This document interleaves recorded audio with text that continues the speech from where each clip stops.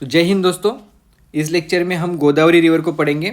अब गोदावरी रिवर जो है, गोदावरी रिवर से पहले हमने यहाँ पर सिंधु नदी, उसके बाद यहाँ पर गंगा रिवर, यमुना रिवर और दो वेस्ट फ्लोइंग रिवर जैसे कि Narmada river and Tapi river, इनको पढ़ लिया।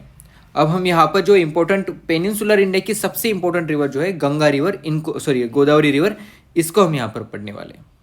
अब जो गोदावरी रिवर जो है, इसको हम यहाँ पर दक्षिण गंगा भी कहते हैं, राइट, क्योंकि ये बहुत ही सैक्रेड रिवर है। ओके, बहुत ही सैक्रेड रिवर हम इसको मानते हैं हिंदुइज्म में।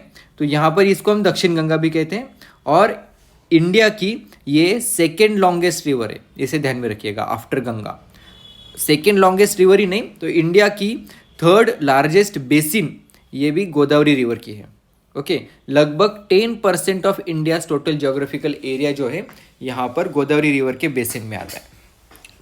अब इसकी जो ट्रिब्यूटरीज है, ओके, गोदावरी रिवर की जो ट्रिब्यूटरीज है वो आपको सिर्फ महाराष्ट्र में नहीं, तो महाराष्ट्र, मध्य प्रदेश, छत्तीसगढ़, ओडिशा, आंध्र प्रदेश, इन सब स्टेट्स से आते हुए दिखाई देगी। ओके, इसलिए जो कैचमेंट एरिया जो है, तो कैचमेंट एरिया अगर हम देखेंगे तो 49% महाराष्ट्र में दिखाई देता है, 20% मध्य प्रदेश एंड छत्तीसगढ़ में दिखाई देता है और 30% हमें आंध्र प्रदेश में दिखाई देता है, राइट। तो इसे ध्यान में रखिएगा। अब यहाँ पर अब हम देखेंगे कि गोदावरी रिवर का जो ओरिजिन है, ओके, तो गोदावरी रिवर का ओरिजिन हमें यहाँ पर त्र्यंबकेश्वर के नज़दीक दिखाई देगा, ओके, नासिक में। अब यहाँ पर वहीं पर नज़दीक ही आपको एक डैम दिखाई देगा जिसका नाम है वैर डैम। ओके, उसका नाम इसे लिख, ओके, क्योंकि यूपीएससी क्वेश्चन पूछती है कि ये डैम कौन सी रिवर के ऊपर बनाया गया इस तरीके से, तो ये डैम्स मैंने निकाले हैं, तो ये गोदावरी रिवर के ऊपर बना है। ओके, वैर डैम, उसके बाद जायकवाड़ी डैम, जैसे आगे आएंगे वो भी बताते जाऊँगा। ओके, तो गोदावरी रिवर की इस एरिया में एक इंपॉर्टेंट ट्रिब्यूटरी है जिसका नाम है प्रवरा, इसे नोट डाउन करना है। ओके, ये जो प्रवरा रिवर जो है ये क्यों इंपॉर्टेंट है, क्योंकि ये Pravara river it is the only tributary of Godavari which has origin in Western Ghat. Okay, Western Ghat से ओरिजिन होके यहाँ पर गोदावरी रिवर को आके मिलने वाली ये एकमेव रिवर है जिसका नाम है प्रवरा। ओके, और प्रवरा के ऊपर जो डैम बनाया गया है जिसका नाम है भंडारदरा। ओके, भंडारदरा। तो यहाँ पर एक और एक ट्रिब्यूटरी जिसका नाम है मुलू।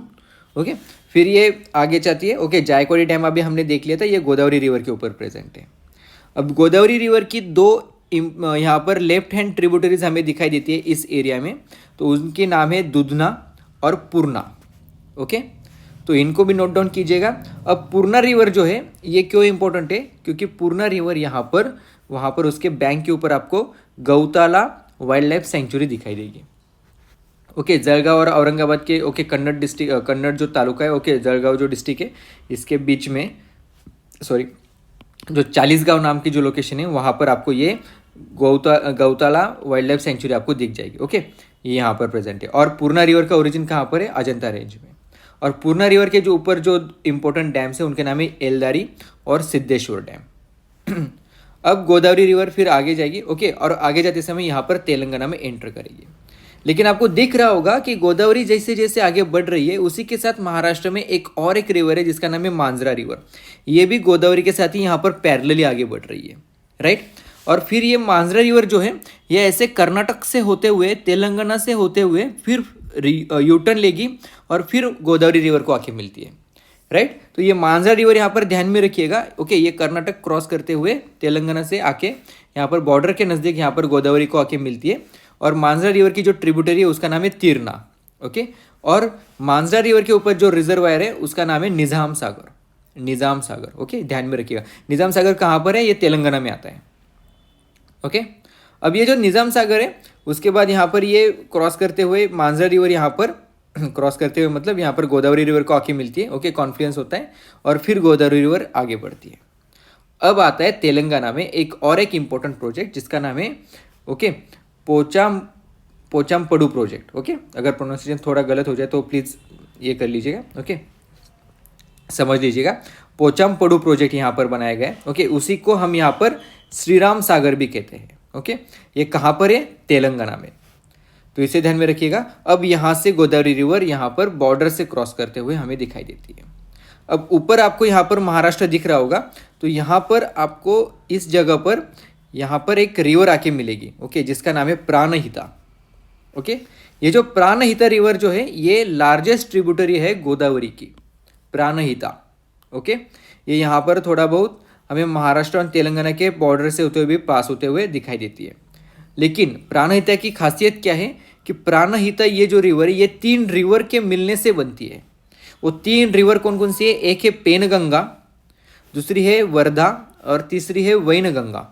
ये पेनगंगा, वर्धा, वैनगंगा ये तीनों रिवर एक होके यहाँ पर प्राणहिता रिवर बनाती है और फिर प्राणहिता रिवर यहाँ पर गोदावरी को आके मिलती है। ओके, और फिर ये लार्जेस्ट ट्रिब्यूटरी कहलाती है। ओके, कौन सी? प्राणहिता रिवर। अब ये 3 इंपॉर्टेंट रिवर है, पेनगंगा, वर्धा एंड वैनगंगा, इनको भी थोड़ा बहुत देख लेते हैं।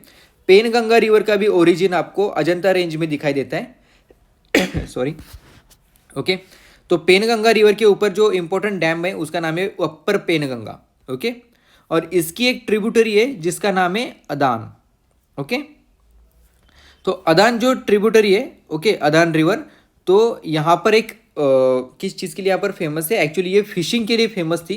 यहाँ पर भोई कम्युनिटी, ओके, BHOI, यहाँ पर भोई कम्युनिटी, ओके, लोकल कम्युनिटी है। ओके, वो यहाँ पर फिशिंग करती थी। ओके, उनकी जो रोज़ाना ज़िंदगी थी वो फिशिंग के ऊपर डिपेंडेंट थी। लेकिन अदान के ऊपर जो डैम बनाए गए उसके वजह से जो वहाँ की बायोडाइवर्सिटी बहुत ज़्यादा खतरे में आ गई और फिशिंग के यहाँ से जो प्रोडक्शन होता था, ओके, फिश का, तो वो यहाँ पर बहुत कम हो गया और इसके वजह से इनका जो लाइवलीहुड है वो बहुत ज़्यादा अफेक्ट हो गया है। ओके, ये अदान रिवर के ऊपर है। ओके, भोई कम्युनिटी, तो इसीलिए यहाँ पर अदान रिवर आपको ध्यान में रखिएगा। ओके, हो सकता है यूपीएससी कम्युनिटी के ऊपर भी क्वेश्चन पूछती है, इतनी कम्युनिटीज़ के ऊपर कि भाई भोई कम्युनिटी कहाँ पर है या फिर, ओके, इस तरीके से। तो अदान रिवर, ओके, भोई कम्युनिटी। उसके बाद आगे आती है वर्धा रिवर। ये जो वर्धा रिवर है इसका भी ओरिजिन कहाँ पर है? इसका ओरिजिन है यहाँ पर सातपुरा रेंज में। ओके, और सातपुरा रेंज में इसका ओरिजिन है और फिर यहाँ से ये वर्धा रिवर इस तरीके से आती है और चंद्रपुर के नज़दीक यहाँ पर गोदावरी रिवर, सॉरी, यहाँ पर जो प्राणहिता रिवर जो है उसको आके मिलती है। ओके, लेकिन वर्धा रिवर किसको आके मिलेगी? यहाँ पर पेनगंगा को आके मिलती है और पेनगंगा वैनगंगा मिलके यहाँ पर प्राणहिता रिवर फॉर्म करती है। ओके, तो ये जो वर्धा रिवर है इसके ऊपर आपको अपर वर्धा नाम का जो रिजर्वायर है वो दिखाई देगा। ये अमरावती सिटी को यहाँ पर पानी देने का काम करता है। ओके, ये ओनली यहाँ पर सोर्स है एज वाटर का।